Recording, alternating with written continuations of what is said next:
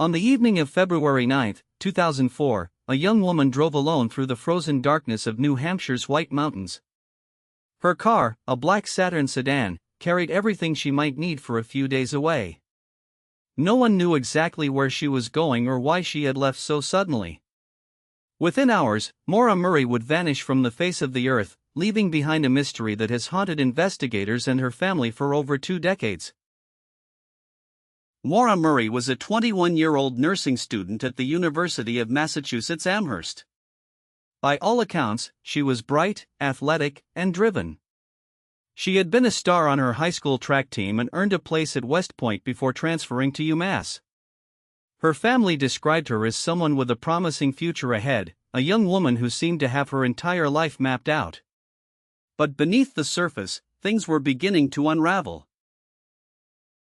In the days leading up to her disappearance, Maura's behavior grew increasingly erratic. According to university records, she had been involved in a minor car accident just days before while driving her father's new Toyota. She had also been caught using a stolen credit card at a liquor store. Her academic performance was slipping, and she had reportedly been emotional at her part-time campus job. Something was clearly weighing on her, though no one knew exactly what. On the morning of February 9, Maura sent an email to her professors and her supervisor at work, claiming there had been a death in her family. According to police reports, this was not true. No family member had died. She then searched MapQuest for directions to the Berkshires and Burlington, Vermont. She packed her belongings, withdrew money from an ATM, and purchased a significant amount of alcohol from a local liquor store. Then she got in her car and drove north. At approximately 7:27 p.m. that evening, a local resident named Faith Westman called 911 to report a single-car accident on Route 112, near Weathered Barn Corner in Haverhill, New Hampshire. According to the police report, Maura's Saturn had spun into a snowbank on the sharp curve. The car was damaged but not totaled. The airbags had deployed. Westman told dispatchers she could see a young woman walking around the vehicle in the cold darkness. Another neighbor, Butch Atwood, a local school bus driver, stopped to offer help. According to his statement to police, Maura appeared shaken but coherent. She told Atwood she had already called AAA and did not need assistance. Atwood, unsettled by the situation, drove to his home just a few hundred yards away and called 911 himself. He watched the accident scene from his window while waiting for police to arrive. It would be the last confirmed sighting of Maura Murray alive. Haverhill police officer Cecil Smith arrived at the scene approximately 7 to 9 minutes after the initial 911 call. According to his report, the Saturn was locked and empty. Maura was nowhere to be found. A search of the immediate area turned up nothing. Inside the car, investigators found scattered personal items, spilled alcohol, and a rag stuffed into the tailpipe, a common old trick thought to prevent exhaust from being visible. But Maura herself had simply vanished. What makes this disappearance so baffling is the timeline. According to police records, only 7 to 9 minutes elapsed between the first 911 call and Officer Smith's arrival. In that narrow window, Maura disappeared from a stretch of road surrounded by dense forest and deep snow. She left no footprints leading into the woods. No passing motorist reported picking her up. The temperature that night was well below freezing. She seemingly evaporated into the cold mountain air. Maura's family, led by her father Fred Murray, immediately suspected foul play. Fred had spoken with Maura just days before her disappearance and had helped her search for a used car to replace her damaged Saturn. He told reporters he believed Maura was heading to a specific destination, possibly a condo in the White Mountains where the family had vacationed before. He was adamant that Maura had not simply wandered into the woods. Someone, he insisted, had taken his daughter. New Hampshire State Police launched a massive search operation in the days following Maura's disappearance. According to official reports, search teams covered miles of dense woodland along Route 112. Cadaver dogs were brought in, helicopters surveyed the area from above, and volunteers combed through the frozen landscape. Despite these exhaustive efforts, not a single trace of Maura Murray was found. No clothing, no personal items, no biological evidence. The forest had yielded nothing. Investigators quickly zeroed in on Maura's boyfriend, Bill Roche, a lieutenant in the United States Army stationed at Fort Sill, Oklahoma. According to phone records, Roche and Maura had spoken on the phone the night before her disappearance, and she had been visibly upset afterward. Roche traveled to New Hampshire immediately after learning Maura was missing. He cooperated with police and passed a polygraph examination. Years later, however, his name would resurface in connection with unrelated criminal charges. Court documents filed years later revealed that Bill Roche was charged with multiple counts of sexual assault in a separate case in Washington, D.C. While these charges were unrelated to Maura's disappearance, they cast a new shadow over the investigation. Maura's family and independent investigators revisited Roche's timeline and alibi for the night of February 9. According to military records, Roche was at Fort Sill on the day Maura vanished, over 1,500 miles away from New Hampshire. Another figure who drew intense scrutiny was a local man named Claude Moulton, who lived near the crash site. According to police reports, Moulton was home the night Maura disappeared and was interviewed multiple times by investigators. He denied any involvement. However, independent investigators noted discrepancies in some witness accounts regarding vehicles seen in the area that night. A red pickup truck and an SUV were reportedly spotted near the scene, but their drivers were never conclusively identified. The case attracted national attention when journalist James Renner began investigating it in depth. Renner uncovered several details that had not been widely reported. According to his research, Maura had been searching the internet for properties in Vermont and New Hampshire in the days before she left. Renner theorized that Maura may have been planning to start a new life, possibly fleeing a personal crisis. He also discovered evidence suggesting she may have been pregnant, though this was never confirmed. The tandem driver theory became one of the most debated aspects of the case. Some investigators believed Maura was not traveling alone that night, that another car was following or leading her to a predetermined destination. According to this theory, when Maura crashed, the driver of the second vehicle picked her up and continued to their destination. This would explain how she vanished so quickly and why no footprints were found.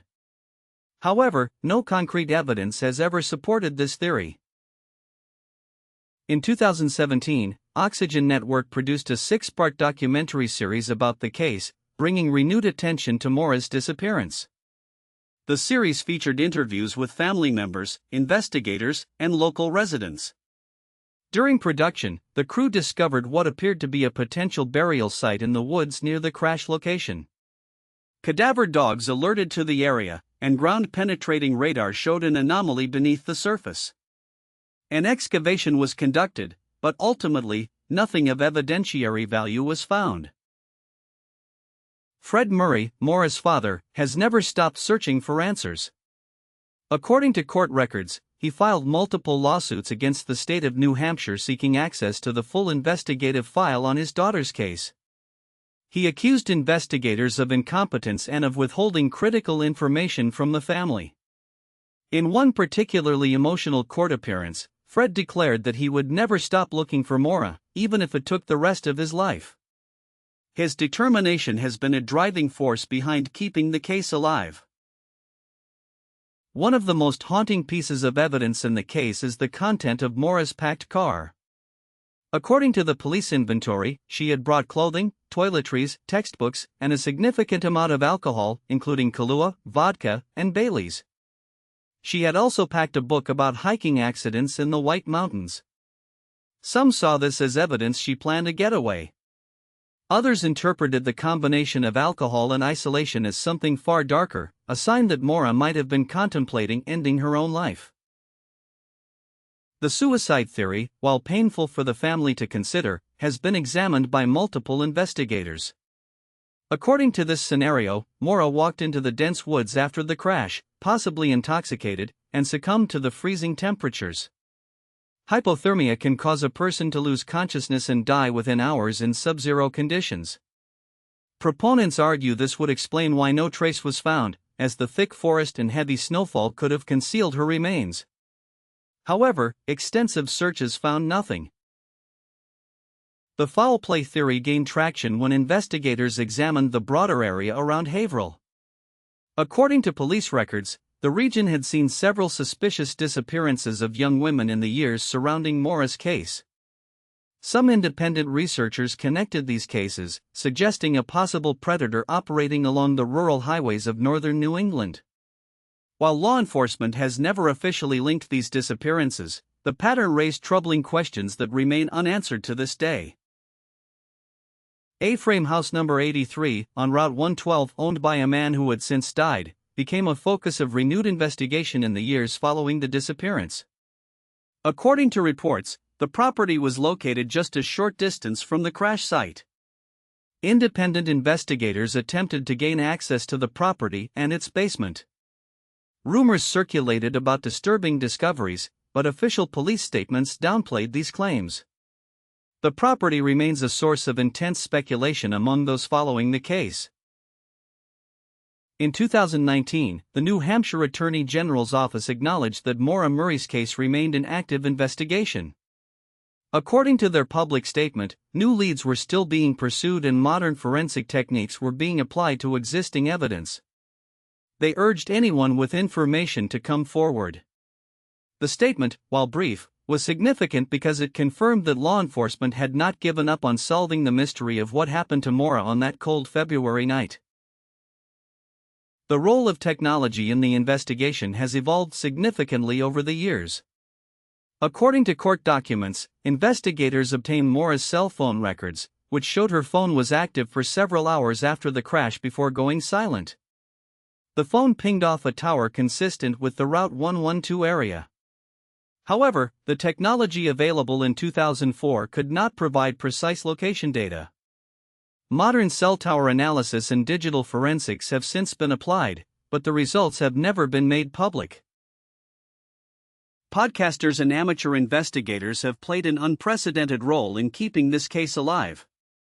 Shows like Missing Maura Murray and the 107 Degrees podcast have dedicated hundreds of hours to analyzing every detail of the disappearance.